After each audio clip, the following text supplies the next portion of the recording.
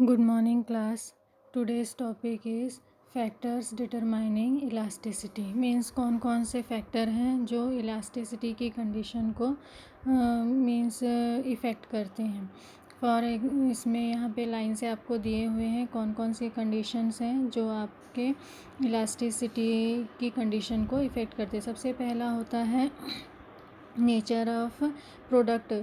Means जो product है उसका नेचर कैसा है. इसके अकॉर्डिंग अलग अलग तरह के प्रोडक्ट होते हैं.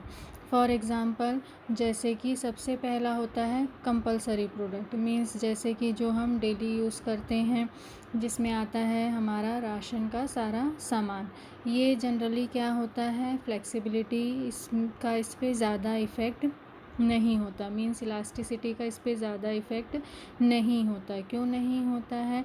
क्योंकि ये ऐसी ज़रूरत की चीज़ें हैं जिनमें अगर रेट थोड़ा बहुत चेंज होता भी है तो भी हम इसे ख़रीदना हमारे लिए क्या होता है कंपलसरी होता है. बिना इसके हमारा काम नहीं चलता है. सेकंड होती है लेविश चीज़ें. लेविश चीज़ें मीन्स ऐसी चीज़ें जो बिल्कुल ख़रीदना ज़रूरी नहीं है लेकिन हमारे पास पैसा है. मीन्स हमारी परचेस पावर ज़्यादा है इसलिए हम ये सारी चीज़ों को ख़रीदते हैं. फॉर एग्ज़ाम्पल जैसे पुरानी पेंटिंग्स वगैरह जो रहती हैं ख़रीदते हैं हम, या ऐसी बुक्स ख़रीदते हैं जिनके रेट बहुत ज़्यादा हैं. इतनी ज़रूरत नहीं है फिर भी हम उन सारी चीज़ों को ख़रीदते हैं. या सजावट का किसी भी तरह का सामान ख़रीदते हैं. तो ये सारी चीज़ें क्या हैं मीन्स सिर्फ हमारी लेविश यानी लाइफ स्टाइल को चेंज करने के लिए होता है. ये हमारी नेसेसिटी नहीं होती है. और थर्ड कंडीशन होता है कुछ फूड आइटम ऐसे होते हैं जो हमारे लिए कंपलसरी नहीं है लेकिन फिर भी हमारी इम्यूनिटी या हमारी दूसरे चीज़ों को ध्यान में रखकर हम इन चीज़ों को यूज़ करते हैं. For example milk, ghee, butter, fruits. लेकिन जैसे ही इनके रेट इंक्रीज़ होते हैं हम इनका यूज़ क्या कर देते हैं कम कर देते हैं या कुछ समय के लिए इनका यूज़ क्या करते हैं बंद कर देते हैं. और फिर जैसे ये नॉर्मल रेट में आते हैं हम फिर से इसका यूज़ करना शुरू कर देते हैं. इस तरह जो प्रोडक्ट है उसके अकॉर्डिंग तीन कंडीशन होती है. एक होती है जो हमारे लिए कंपलसरी है और बाकी जो चीज़ें हैं लेविश हैं थोड़ा बहुत हम उसमें चेंज कर सकते हैं या फिर बिल्कुल भी उसको ना ख़रीदे तो भी हमारे लिए कोई प्रॉब्लम क्रिएशन नहीं होगा. सेकेंड कंडीशन होती है एग्जिस्टेंस ऑफ सब्स्टिट्यूट वाली कंडीशन. जैसे ही एक प्रोडक्ट महंगा होता है हम दूसरे प्रोडक्ट को ख़रीदना शुरू कर देते हैं. इसका एग्जांपल है कॉफ़ी और चाय. थर्ड कंडीशन है alternative use of goods. Alternative goods use of goods में क्या आता है पर्टिकुलर एक गुड्स होता है जिसके बहुत सारे अल्टरनेटिव यूज़ होते हैं. फॉर एग्ज़ाम्पल इलेक्ट्रिसिटी सिर्फ रोशनी के लिए ही नहीं होता. इसके थ्रू हम क्या कर सकते हैं हीटर यूज़ कर सकते हैं. हीटर किसके लिए हो सकता है आपके फूड प्रोसेस में काम आ सकता है प्लस और भी कई चीज़ों में काम आ सकता है. तो जैसे ही इलेक्ट्रिसिटी सस्ती होती है हम इसका ज़्यादा से ज़्यादा क्या करते हैं यूज़ करना शुरू कर देते हैं. और अगर हमको पता है कि इसके अल्टरनेटिव क्या क्या यूजेस हैं तो हम उसके अकॉर्डिंग उस प्रोडक्ट का ज़्यादा से ज़्यादा यूज़ करते हैं. फिर उसके बाद नेक्स्ट है जो प्रोडक्ट ऐसे होते हैं जिनको हम कुछ समय के लिए ना लें तो वो हमारे उसमें कोई बहुत ज़्यादा इफ़ेक्ट नहीं पड़ता. फॉर एग्ज़ाम्पल मान लो किसी प्रोडक्ट का रेट बहुत ज़्यादा बढ़ जाता है तो हम उसको क्या सोचते हैं कि अभी उसको नहीं ख़रीदते हैं, फ्यूचर में जब उसका रेट कम होगा तब हम उन चीज़ों को ख़रीद लेंगे. लेकिन कुछ चीज़ें ऐसी होती हैं जिनका रेट बढ़ता है तो भी हमको ख़रीदना पड़ता है क्योंकि वो हमारी क्या होती है नेसेसिटी. तो पोस्टपोन वाली कंडीशन भी होती है और एक कंडीशन होती है जिसको हम पोस्टपोन नहीं कर सकते. जॉइंट डिमांड का एग्जांपल है पेन और उसकी इंक या ब्रेड बटर. मीन्स एक ख़रीदा तो दूसरा ख़रीदना हमारे लिए क्या हो जाता है कंपलसरी हो जाता है. ठीक है. तो इस तरह से प्रोडक्ट के अकॉर्डिंग इसकी अलग अलग बहुत सारी कंडीशन हैं जिसके अकॉर्डिंग इसका इफ़ेक्ट किस पे पड़ता है उसकी फ्लेक्सिबिलिटी पे पड़ता है. तो जो प्रोडक्ट के अकॉर्डिंग एलिमेंट है वो क्या करता है, इसकी इलास्टिसिटी को बहुत ज़्यादा इफ़ेक्ट करता है। इसके रेट इंक्रीज़ होते हैं, डिक्रीज़ होते हैं, उसका इफ़ेक्ट खुद उस प्रोडक्ट पे भी पड़ता है, प्लस उससे रिलेटेड दूसरे प्रोडक्ट में भी पड़ता है, उसके सब्स्टिट्यूट में भी पड़ता है। इस तरह प्रोडक्ट के अकॉर्डिंग जो एलिमेंट हैं वो क्या करते हैं, इलास्टिसिटी को बहुत ज़्यादा इफ़ेक्ट करते हैं। सेकंड है subjective factor. Subjective factor means जो हमारा पर्सनल एटीट्यूड होता है। यहाँ पे पर्सनल किसका एटीट्यूड होगा, कस्टमर का। ठीक है, कस्टमर हैबिट कभी भी एक जैसी नहीं होती है, उसकी हैबिट हमेशा क्या होती है, चेंज होती रहती है। उसकी डिमांड हमेशा क्या होती है, चेंज होती रहती है। तो कई ऐसी कंडीशन हैं जो हमारी पर्सनल कंडीशन के अकॉर्डिंग कंटिन्यू चेंज होते रहती है, या हमारी सिचुएशन के अकॉर्डिंग कंटिन्यू चेंज होते रहती है, और उसका इफ़ेक्ट किस पे पड़ता है, प्रोडक्ट के डिमांड में पड़ता है। For example habit of consumer. मान लो आपकी हैबिट है सिगरेट पीने की, तो अगर उसका रेट इंक्रीज़ भी हो जाता है तो भले आप उसकी एक आध क्वांटिटी कम कर देंगे, लेकिन फिर भी कंटिन्यू आप उसका यूज़ करते रहेंगे जब तक कि वो आपके परचेस पावर से बाहर ना चला जाए। सेकंड है इनकम ऑफ कस्टमर। कस्टमर की इनकम किस तरह से है, मान लो वो गरीब है तो वो अपनी जो नेसेसिटी है उसको पूरी करेगा। मिडिल क्लास है तो नेसेसिटी पहले पूरी करेगा, फिर धीरे धीरे कुछ लेविश चीज़ों में जाएगा। जबकि जो बहुत अमीर हैं उनको इन चीज़ों का कोई इफ़ेक्ट नहीं पड़ेगा, वो हर चीज़ आसानी से क्या कर लेंगे, परचेस कर लेंगे। फिर उसके बाद standard of living of people. आप किस तरह के स्टैंडर्ड को बिलोंग करते हैं, मीन्स सोसाइटी के किस लेवल पे रहते हैं, उसके अकॉर्डिंग आपकी प्रोडक्ट की क्या होगी, डिमांड होगी। ठीक है, तो स्टैंडर्ड के अकॉर्डिंग भी आपका जो प्रोडक्ट चूज़ करने का है उसका इफ़ेक्ट आपके उसमें दिखता है। तो ये भी किसको इफ़ेक्ट करता है, इलास्टिसिटी को इफ़ेक्ट करता है। फिर उसके बाद टोटल एक्सपेंडिचर। कई बार क्या होता है, हम जो खर्च करते हैं थोड़े बहुत, वो हमको इतना ज़्यादा नहीं लगता। उसमें अगर कुछ रुपीज़ का इंक्रीज़ होता है तो हमको लगता है कि हाँ ये तो नॉर्मल है, और हम उसके बारे में बहुत ज़्यादा नहीं सोचते हैं, और टोटल जो हमारा एक्सपेंडिचर है वो कहीं ना कहीं हर बार बढ़ जाता है, और हम उसके ऊपर बहुत ज़्यादा ध्यान नहीं देते हैं। तो ये भी किस में आता है, जो कस्टमर हैं उनके पर्सनल फैक्टर में आता है। तो ये सारे जो फैक्टर हैं वो किसको इफ़ेक्ट करते हैं, प्रोडक्ट की इलास्टिसिटी को इफ़ेक्ट करते हैं। फिर उसके बाद क्लास ऑफ बायर्स। क्लास और बायर्स मीन्स जो बायर्स हैं वो 3 पार्ट में बटे हुए हैं, जैसे पहले बताए। एक होते हैं गरीब, दूसरे होते हैं मिडिल क्लास, और चौथे होते हैं अमीर लोग। तो इनके अकॉर्डिंग क्या होता है, प्रोडक्ट का अलग अलग लेवल पे अलग अलग तरीके से डिमांड होता है, और उस डिमांड के अकॉर्डिंग ही जो प्रोडक्ट की इलास्टिसिटी है वो बनती है। तो जो भी प्रोडक्ट रहता है वो नेसेसिटी है, लेविश है, किस तरह की प्रोडक्ट है, उसका रेट बढ़ाने से कई बार क्या होती है, डिमांड ज़्यादा होती है, क्योंकि वो कैसी चीज़ है, लेविश है, और लोग उस पर पैसे ज़्यादा खर्च करना चाहते हैं। तो उस कंडीशन में उसके रेट इंक्रीज़ करने से भी आपके कस्टमर कम नहीं होते। लेकिन जो सेम वैसे ही जो नेसेसिटी की प्रोडक्ट होते हैं उनके भी रेट इंक्रीज़ होते हैं, तो भी वो नेसेसिटी है हमारी, तो हम उसको ख़रीदना नहीं छोड़ते। कुछ चीज़ें ऐसी होती हैं जिसको हम बाद के लिए छोड़ सकते हैं। तो ऐसी चीज़ों के रेट में क्या होता है, फ्लक्चुएशन होता है, मीन्स इलास्टिसिटी कंटिन्यू क्या होती है, इफ़ेक्ट होती है। तो ये किसके अकॉर्डिंग है, अकॉर्डिंग टू कंज्यूमर या सब्जेक्टिव फैक्टर। ठीक है, तो 2 कंडीशन हो गई। पहली कंडीशन क्या थी, अकॉर्डिंग टू प्रोडक्ट, दूसरा था अकॉर्डिंग टू कंज्यूमर, और थर्ड है social factor. Social factor means जो आप जिस सोसाइटी में आप रहते हैं या जिस कंट्री में आप रहते हैं वहाँ की इकोनॉमिक कंडीशन, वहाँ की सारी जो दूसरी चीज़ें हैं वो किस तरह से आपको इफ़ेक्ट करती हैं। ठीक है, फॉर एग्ज़ाम्पल अगर डिस्ट्रीब्यूशन ऑफ इनकम सब जगह एक जैसा है, ठीक है, तो उसका क्या होगा, जो इलास्टिसिटी है वो कंटिन्यू हर लेवल पे एक जैसी बनी रहेगी। लेकिन जो डिस्ट्रीब्यूशन ऑफ नेशनल इनकम है वो कभी भी एक समान रहता है क्या, नहीं रहता। तो इसका भी इफ़ेक्ट आपके किस में पड़ता है, प्रोडक्ट की इलास्टिसिटी में पड़ता है।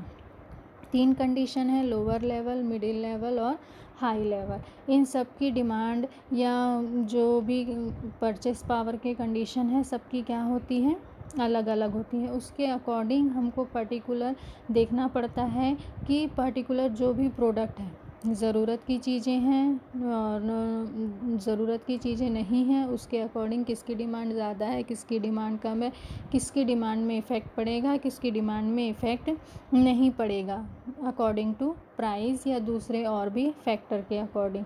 तो ये टोटली डिपेंड करता है कि नेशनल इनकम का डिस्ट्रीब्यूशन किस तरह से है।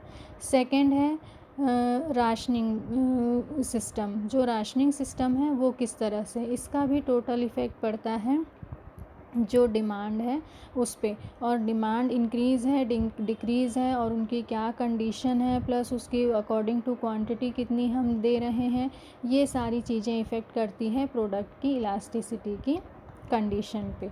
तो ये किसके अकॉर्डिंग है, सोशल फैक्टर, मीन्स जिस कंट्री में आप रहते हैं वहाँ की इकोनॉमिक कंडीशन कैसी है, नेशनल इनकम का डिस्ट्रीब्यूशन कैसा है, इन सारी चीज़ों का इफ़ेक्ट के कारण जो प्रोडक्ट के रेट में इफ़ेक्ट पड़ता है, यानी बढ़ता या घटता है, और उसके अकॉर्डिंग उसकी डिमांड बढ़ती या घटती है, और उसके अकॉर्डिंग हम इलास्टिसिटी डिसाइड करते हैं। तो ये कौन सा हो गया, थर्ड फैक्टर जो है आपका सोशल फैक्टर।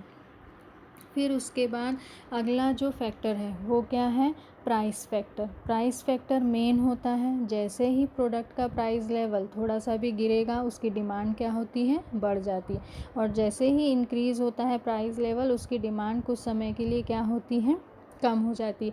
मीन्स इसमें टाइम एलिमेंट्स का बहुत ज़्यादा इफ़ेक्ट पड़ता है। फॉर एग्ज़ाम्पल पर्टिकुलर किसी प्रोडक्ट का रेट कुछ समय के लिए बढ़ता है, मान लो पहले वो 10 रुपीज़ में मिलता था, रेट इंक्रीज़ हो के अब वो कितने में मिलने लगा, 50 में, तो कुछ समय तक लोग उसे ख़रीदना छोड़ देते हैं। लेकिन जब रेट कम होता है, कम होते होते आता है, पहले वो 50 था, फिर 40 होता है, 30 होता है, और फिर कितना होता है, 20 होता है, लेकिन वो वापस 10 में नहीं जाता। अब वो किस रेट में बिकेगा, 20 में, और हम वो 20 रुपीज़ देने के लिए क्या रहते हैं, तैयार रहते हैं। अब हमें वो 20 रुपीज़ महंगा नहीं लग रहा, मीन्स उससे एग्जैक्ट डबल रेट पे हम उस प्रोडक्ट को ख़रीद रहे हैं, लेकिन हम अभी भी उसको कंपेयर किससे कर रहे हैं, 50 से कर रहे हैं, हम उसका कंपैरिजन 10 से नहीं कर रहे हैं। तो ये इफ़ेक्ट कैसा होता है, टाइम इफ़ेक्ट। मीन्स जब लॉन्ग टर्म में कोई चीज़ें धीरे धीरे कम होते हुए आती है तो हम उसके बढ़े हुए रेट को भी क्या समझने लगते हैं, कम समझने लगते हैं। तो ये जो हैं अलग अलग इफ़ेक्ट हैं, एलिमेंट्स हैं जो आपके इलास्टिसिटी को, यानी प्रोडक्ट के इलास्टिसिटी को इफ़ेक्ट करते हैं। इसके अकॉर्डिंग जो भी प्रोड्यूसर होता है वो क्या करता है, डिसाइड करता है कि पर्टिकुलर जो वो प्रोडक्ट बना रहा है उसका रेट क्या होगा, और फिर उसके अकॉर्डिंग वो रेट डिसाइड करके पर्टिकुलर प्रोडक्ट को मार्केट में क्या करता है, बेचना शुरू करता है। इवन वो इलास्टिसिटी में कई बार ये कंडीशन भी होती है कि वो एक ही प्रोडक्ट को अलग अलग मार्केट में अलग अलग रेट में बेचता है। उसका भी रीज़न क्या है, क्योंकि डिमांड या इलास्टिसिटी के अकॉर्डिंग पर्टिकुलर एक मार्केट में डिमांड कम है और दूसरे मार्केट में उसी प्रोडक्ट की डिमांड क्या है, बहुत ज़्यादा है, तो वहाँ लोग रेट ज़्यादा दे के भी ख़रीदने को तैयार हैं, और दूसरे मार्केट में लोग उसे ख़रीदने को तैयार नहीं हैं, कम रेट में भी। तो इसके अकॉर्डिंग क्या होता है, मार्केट डिस्ट्रीब्यूशन होता है, किसके अकॉर्डिंग, प्रोडक्ट की इलास्टिसिटी के अकॉर्डिंग। तो ये थे आपके एलिमेंट्स। अब नेक्स्ट हम पढ़ेंगे importance of the study of elasticity of demand. Means हमने इलास्टिसिटी डिमांड के बारे में इतना कुछ पढ़ा, क्यों इलास्टिसिटी डिमांड इक्वल्स टू 0 होता है या इक्वल्स टू 1 होता है या इक्वल्स टू या 1 से छोटा होता है, लोअर होता है, या 1 से ज़्यादा होता है। तो ये सारी कंडीशन क्यों राइज़ होती हैं, हम इसका क्या इम्पोर्टेंस है, ये सारी चीज़ें हमारे लिए समझना बहुत ज़्यादा ज़रूरी है। तो मार्शल ने इसके बहुत सारे इम्पॉर्टेंट कंडीशन भी बताए हैं कि कौन कौन से इम्पॉर्टेंट कंडीशन है जिसके कारण हम इलास्टिसिटी ऑफ डिमांड का टोटली एनालिसिस करते हैं, और फिर उसके अकॉर्डिंग डिसाइड करते हैं कि पर्टिकुलर हमें किस तरह का काम करना है। अब हम यहाँ पे समझेंगे कि इलास्टिसिटी ऑफ डिमांड के क्या क्या इम्पोर्टेंस है। पहला जो मेन इम्पोर्टेंस है वो क्या है, प्राइस का जो भी प्रोडक्ट का प्राइस है वो डिसाइड करना। मीन्स किसके लिए? फॉर द बिजनेसमैन के लिए। जब कोई बिजनेसमैन अपना कोई प्रोडक्ट मार्केट में लाना चाहता है तो उस कंडीशन में उसके लिए सबसे ज़्यादा ज़रूरी क्या होता है कि प्रोडक्ट का पर्टिकुलर वो रेट क्या रखे। ठीक है, अब उसके लिए यहाँ पे क्या काम आएगा? इलास्टिसिटी ऑफ डिमांड की थ्योरी काम आएगी। तो उसके अकॉर्डिंग वो अपने प्रोडक्ट का एनालिसिस करवाएगा और पता करवाएगा कि उसकी इलास्टिसिटी कैसी है। ठीक है, इक्वल्स टू 0 है, इक्वल्स टू 1 है, इक्वल्स टू इन्फिनिटी है, या इक्वल्स टू ग्रेटर देन 1 है, या लेस देन 1 है। तो इसका इफ़ेक्ट क्या पड़ेगा कि जब वो रिज़ल्ट एनालिसिस करेगा उसे पता रहेगा कि प्रोडक्ट की इलास्टिसिटी क्या है। तो उसके अकॉर्डिंग मान लो इलास्टिसिटी बिल्कुल भी नहीं है तो वो प्रोडक्ट का रेट क्या कर सकता है? इंक्रीज़ कर सकता है अकॉर्डिंग टू कॉम्पिटिटर के अकॉर्डिंग। लेकिन फ्लेक्सिबिलिटी है, मीन्स जैसे ही रेट इंक्रीज़ करता है उसकी डिमांड कम हो जाती है तो वो उस चीज़ को क्या करेगा? अपने प्रोडक्ट का रेट डिसाइड करते समय ध्यान रखेगा। तो पहला मेन जो रीज़न है इलास्टिसिटी ऑफ डिमांड का जो हम इतना एनालिसिस करते हैं वो क्या है? पर्टिकुलर अपने प्रोडक्ट का प्राइस डिसाइड करने के लिए। दूसरा जो है मोनोपोली कंडीशन। जो मोनोपोली होते हैं उनके लिए मार्केट कैसा होता है? कोई कॉम्पिटिटर नहीं, कुछ नहीं, वो अकेले वहाँ के क्या होते हैं? राजा होते हैं। वो चाहे तो उस प्रोडक्ट को किसी भी रेट में आसानी से क्या कर सकते हैं? बेच सकते हैं। लेकिन वो ऐसा करते हैं क्या? नहीं करते। क्यों नहीं करते? क्योंकि वहाँ पे एक लिमिट होती है, लगता है जहाँ पे कस्टमर आके रुक जाता है। उसे लगता है कि पर्टिकुलर इस रेट से ज़्यादा मैं इस प्रोडक्ट के पीछे तो बिल्कुल भी नहीं दे सकता या नहीं दे सकती। तो उस कंडीशन को ध्यान में रखकर जो मोनोपोली में काम कर रहा है वो डिसाइड करता है कि इसकी फ्लेक्सिबिलिटी कितनी है, इलास्टिसिटी कितनी है, इसके अकॉर्डिंग मैं कितना रेट बढ़ाऊँ तो मुझे आसानी से कस्टमर मिलते रहें, मार्केट मिलते रहे, और कितना इससे रेट बढ़ाऊँगा तो मेरा जो प्रोडक्ट का डिमांड है वो क्या होने लगेगा? कम होने लगेगा। क्योंकि वो प्रॉफिट आसानी से कमा सकता है, ज़्यादा से ज़्यादा कमा सकता है। लेकिन कब होगा? जब उसे कस्टमर मिलेंगे। कस्टमर ही नहीं मिलेंगे तो मोनोपोली की कंडीशन में भी वो प्रॉफिट अर्न नहीं कर पाएगा। फिर उसके बाद नेक्स्ट जो इम्पोर्टेंस है वो क्या है इसका कि जो जॉइंट प्रोडक्ट है, ठीक है, जो जॉइंट प्रोडक्ट रहते हैं उनको किस रेट पे बेचें। फॉर एग्ज़ाम्पल जैसे रुई होता है, जब हम रुई करते हैं तो उसके बीज भी उसके साथ मिलते हैं। ठीक है, और ये बीज किस काम में आते हैं? जो भी जानवरों के चारे के रूप में काम आते हैं या तेल निकालने के काम आते हैं। तो हमको पर्टिकुलर डिसाइड करना पड़ता है कि जो आपको कॉटन मिला है उसको आप किस रेट में बेचोगे और जो बिनौले मिले हैं उसको आप किस रेट में बेचोगे। तो आप आसानी से समझ जाओगे कि यहाँ पे आपको किसका रेट ज़्यादा रखना है। जो कॉटन है उसका रेट ज़्यादा रखना है और जो बिनौले हैं उसका रेट क्या करना है? कम रखना है। तो एक ही प्रोडक्शन है लेकिन प्रोडक्शन के थ्रू आपको कई चीज़ें मिल रही हैं, लेकिन आप उसका रेट क्या अलग रख रहे हो? अलग अलग, according to demand, elasticity of demand, कि जिसकी इलास्टिसिटी कम है उसको आप ज़्यादा रेट दोगे, जिसकी इलास्टिसिटी ज़्यादा है उसको आप क्या करोगे? कम रेट दोगे। तो ये क्या है? एक कंडीशन है जिसके थ्रू आप क्या करते हो? प्रॉपर डिसाइड करते हो कि पर्टिकुलर जो प्रोडक्ट है उसका प्राइस किस तरह से रखें। फिर उसके बाद नेक्स्ट है importance for the governments. According to government क्या होता है, कई बार कंडीशन क्या होती है टोटली जो रहती है उसमें प्रोडक्ट पे इफ़ेक्ट करती है। फॉर एग्ज़ाम्पल गवर्नमेंट की तरफ से सबसे पहली कंडीशन क्या आती है? टैक्सेशन की कंडीशन आती है। ठीक है, टैक्स लगेगा, प्रोडक्ट का रेट क्या हो जाएगा? इंक्रीज़ हो जाएगा, या रॉ मटेरियल पे टैक्स इंक्रीज़ होगा, आपका प्रोडक्ट क्या हो जाएगा? महंगा हो जाएगा। लेकिन गवर्नमेंट भी इन सारी चीज़ों पे इलास्टिसिटी ऑफ डिमांड को फोकस करती। फॉर एग्ज़ाम्पल वो ज़्यादा टैक्स लगाएगी, प्रोडक्ट महंगे होंगे, लोग उसको ख़रीदना कम कर देंगे अगर वो उनके बहुत ज़रूरत की चीज़ नहीं हुई तो। मीन्स वो प्रोडक्ट बिकना क्या हो जाएगा?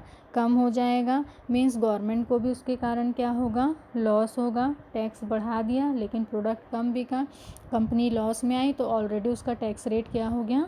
कम हो गया।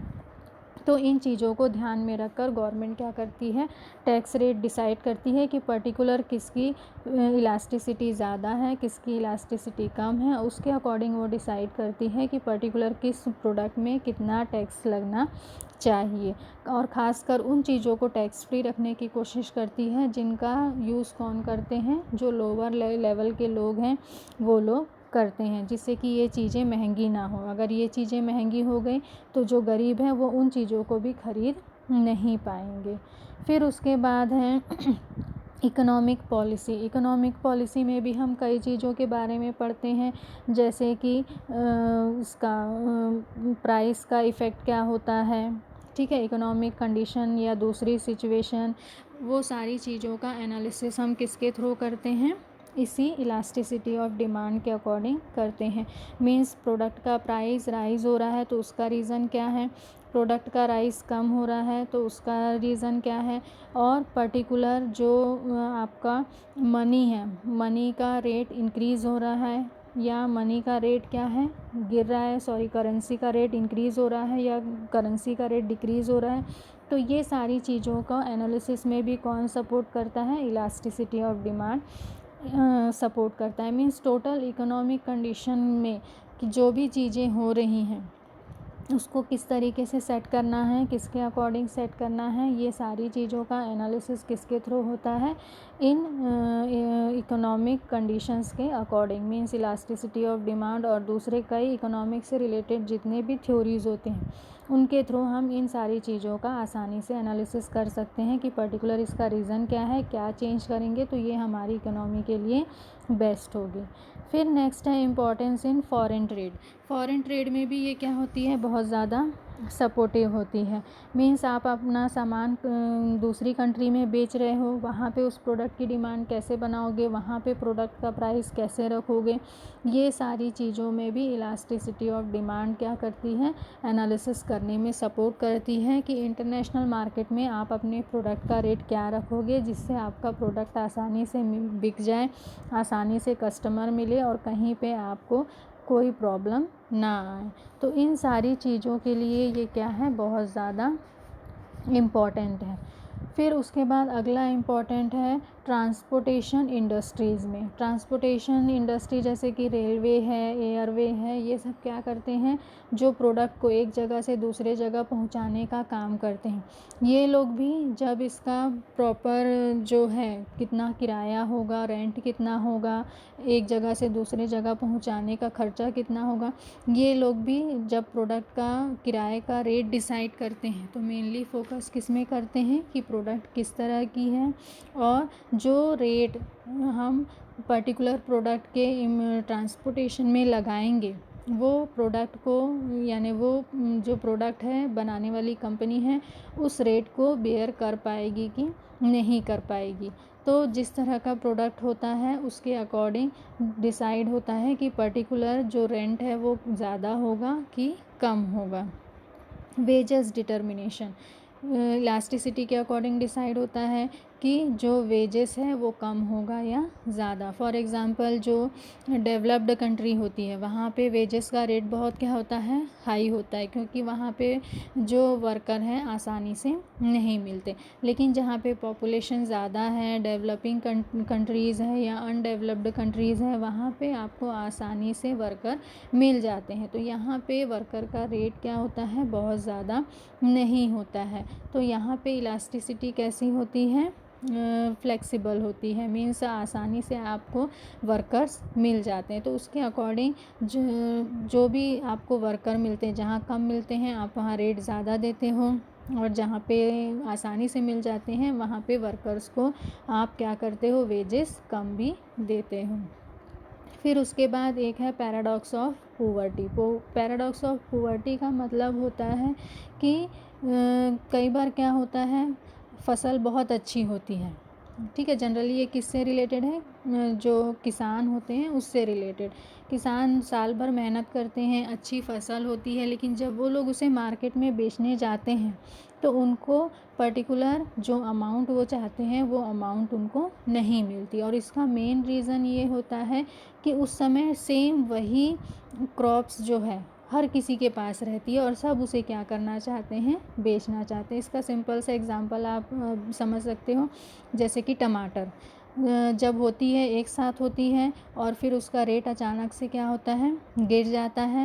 मार्केट में उसकी ज़रूरत नहीं होती, लोगों को उसकी ज़रूरत नहीं होती, लोग उसे ख़रीदते नहीं और इतनी अच्छी फसल होने के बाद भी वो बिकती नहीं है, या किसानों को जो रेट मिलना चाहिए वो जो कहना चाहिए रेट उनको नहीं मिलता। इसे क्या बोलते हैं, निर्धनता का विरोधाभास या पैराडॉक्स ऑफ पुअर्टी। ठीक है, तो ये भी एक कंडीशन है। तो इसके लिए भी एनालिसिस करने के लिए कौन काम आता है, इलास्टिसिटी ऑफ डिमांड की पर्टिकुलर किस तरह के प्रोडक्ट हम करें कि उसमें जो है फ्लेक्सिबिलिटी कम से कम हो और हमको प्रॉपर रेट कम से ज़्यादा क्या हो, अर्न हो। फिर उसके बाद लास्ट है importance for the policy of nationalism. Means आप जिस कंट्री में रहते हैं उस कंट्री की अलग अलग जो भी कंडीशंस हैं उसको फुलफ़िल करने में भी इलास्टिसिटी ऑफ डिमांड सपोर्ट करती है। इसमें आप किस तरह से सपोर्ट करती है, फॉर एग्ज़ाम्पल आप देखते होंगे कि रेलवे, टेलीफोन, पानी, बिजली ये सब किसके अंडर में रहती है, गवर्नमेंट के अंडर में। ये लोग इसका प्राइवेटाइजेशन नहीं करते और करते भी हैं तो पूरी तरह से इसका प्राइवेटाइजेशन नहीं करते।